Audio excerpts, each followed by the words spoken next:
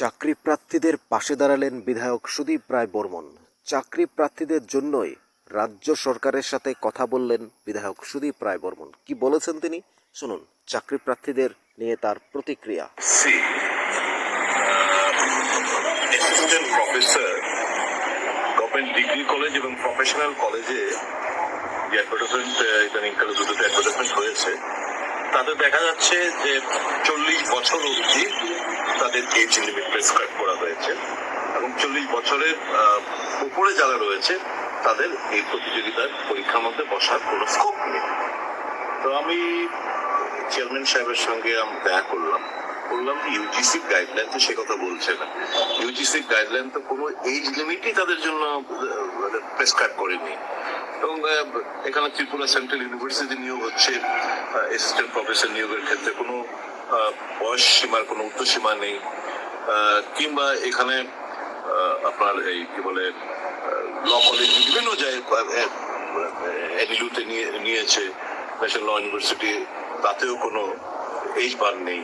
তো এখানে কেন হলো? তো ওরা স্বীকার করেছে যে অ্যাবসলিউটলি এটা তো আমরা কি করব, এটা তো ডিপার্টমেন্ট থেকে যেই রকম ভাবে আড়াগুলো পাঠায় সেটাই আমরা করি। আমি বলছি না, আপনি স্বায়ত্ত সংস্থা, অটোনমাস বডি, আপনার তো কিছু করা উচিত। আপনি তো উনি বললেন আমার এই চিঠি যুক্তিসঙ্গতা স্বীকার করেছেন এবং বললেন ইমিডিয়েটলি আবার গভর্নমেন্টের সঙ্গে ওনারা টেক আপ করবেন যাতে এই জিনিসটা থেকে এই যে আপার এজ লিমিট প্রফেশনাল কলেজগুলোতে এবং গভর্নমেন্ট ডিগ্রি কলেজগুলোতে অ্যাসিস্ট্যান্ট প্রফেসর নিয়োগের ক্ষেত্রে যে 40 বছর যে একটা ঊর্ধ্ব বয়স সীমা, সেটা যাতে তুলে দেওয়া হয়, ওনারা আবার সরকারের গোচরে আনবেন এবং কর্তৃপক্ষের গোচরে এনে যা যা করার ওনারা করবেন আমাকে আশ্বস্ত করা হয়েছে। কবে বের হয়েছিল বিজ্ঞপ্তিটা? বিজ্ঞপ্তি বের হয়েছিল দুটো, একটা হচ্ছে 5/2025 ডেটের 30/1/2025, আরেকটা হচ্ছে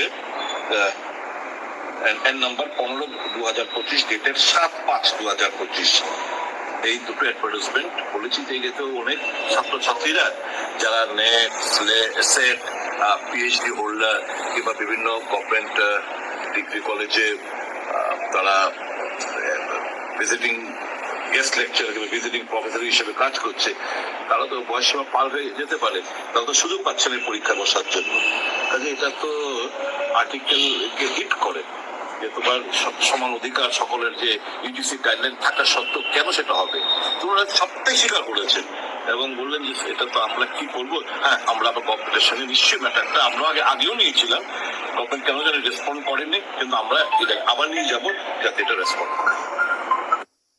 শুনলেন কি বললেন।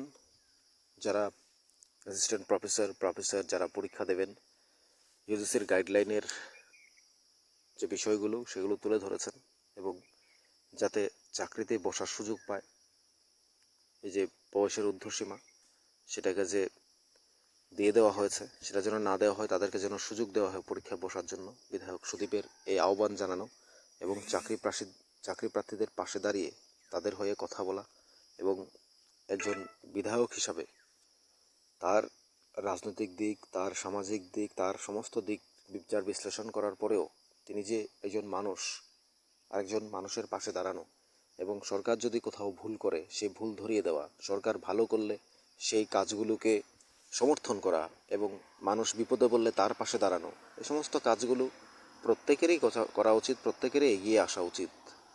রাজ্য সরকার কোথায় ভালো কাজ করছে সেটাকে সমর্থন করা, রাজ্য সরকার কোথায় ভুল করছে সেটাকে ধরিয়ে দেওয়া, এটাই একজন বিরোধীদের কাজ, প্রকৃত বিরোধীর। এবং তিনি চাকরি প্রার্থীদের হয়ে কথা বলেছেন, সেটা আপনারা কীভাবে দেখছেন জানাবেন কমেন্টস বক্সে। থাকুন নিউজ ত্রিপুরা 1 চ্যানেলের সাথে। চ্যানেলটিকে সাবস্ক্রাইব করুন পরবর্তী আপডেট পেতে।